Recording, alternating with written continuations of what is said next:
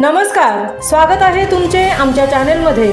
आवाज महामुंबईचा, शोध बातमीचा, कौल मनाचा।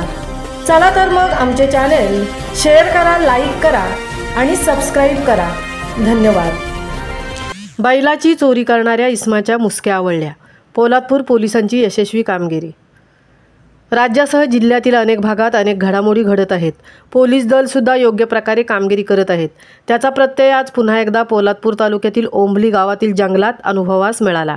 ओंबली गावातील जंगलात चरत असणाऱ्या 3 बैलांची चोरी करण्याच्या उद्देशाने आलेल्या 4 आरोपींच्या मुसक्या पोलादपूर पोलिसांनी आवळल्या असून त्यांच्या विरोधात गुन्हा दाखल करण्यात आला आहे। याबाबत मिळालेल्या माहितीनुसार फिर्यादी शरद तुकाराम गायकर, वय 55, जात गवळी, व्यवसाय शेती, राहणार घेरार साळगड गवळवाडी, तालुका खेड, जिल्हा रत्नागिरी यांचे 3 बैल चरत ओंबली गावातील जंगलात आले असता दिनांक 25च्या सायंकाळी ते 26च्या सकाळच्या सुमारास चरण्यासाठी सोडण्यात आले होते।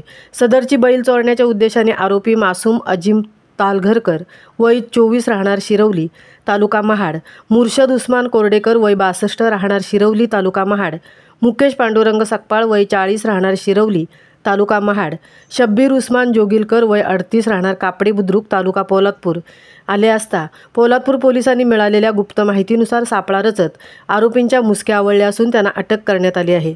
पोलादपूर पोलीस ठाण्याचे पोलीस निरीक्षक अनिल डी जाधव, तपासिक अंमलदार, पोलीस हवालदार सुतार व सहकारी यांनी मोलाची कामगिरी बजावली।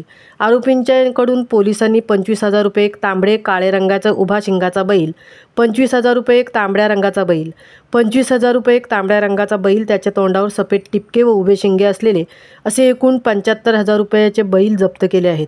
पोलादपूर पोलिसांनी आरोपी विरोधात कलम 19/2025, भारतीय न्यायसंहिता 302, भारतीय न्यायसंहिता 303(2)(3)(5) नुसार गुन्हा दाखल केला आहे।